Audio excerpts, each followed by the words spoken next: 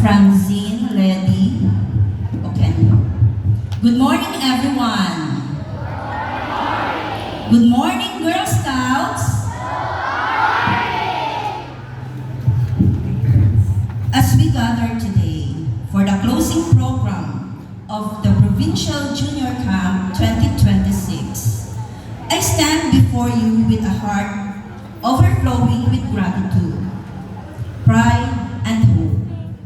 These past 3 days have been truly meaningful, filled with learning, laughter, challenges, and unforgettable moments that will remain in our hearts for a lifetime. First and above all, we humbly give thanks to our Almighty God. It is through His guidance, protection, and abundant grace that this camp became a success. His presence was felt in every activity, every shared smile, every lesson learned, and every friendship formed. We entrust to Him all the seeds that were planted during this camp, praying that they will continue to grow in the lives of our young Girl Scouts. To our esteemed guests, training staff, and dedicated core team, we thank you for your tireless commitment and selfless service. Your hard work behind the scenes and your passion for shaping young minds made this camp possible. To our resource persons, municipal and barangay officials, and our public schools district supervisor, Mr. Jude Ulysses V. Ruiz, your unwavering support and guidance strengthened this endeavor and inspired everyone involved. Our heartfelt appreciation also goes to our school heads, adult leaders, teachers, non-teaching personnel, parents, and the ever-supportive Girl Scout community. Your cooperation, encouragement, and belief in this program remind us that it truly takes a village to nurture future leaders. This camp is a testament to what we can achieve when we work together with one shared vision. To our dear Junior Girl Scouts, this moment is for you.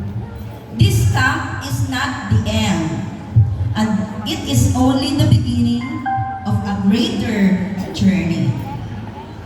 Over the past days, you have learned new skills, discovered your strengths, built friendships, and proven that you are capable of leadership, teamwork, and courage.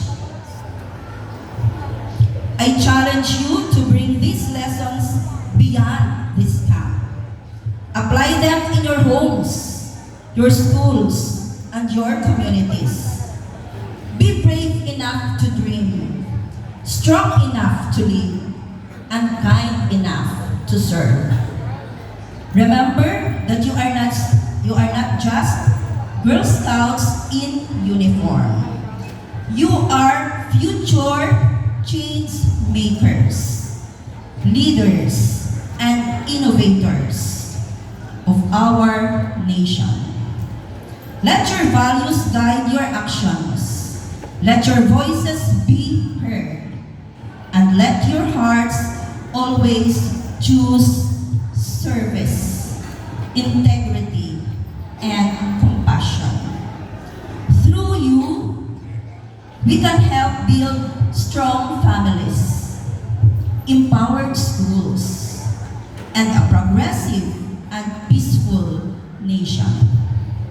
As we close this chapter of the Provincial Junior Camp 2026, may we carry with us not only the memories, but also the lessons, friendships, and spirit of sisterhood that we have formed.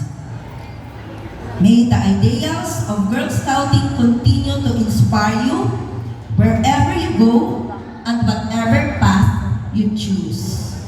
Thank you all for making this camp truly memorable. Congratulations on a successful and meaningful camp, and may God bless us all. Mabuhay ang Girl Scouting. Thank you.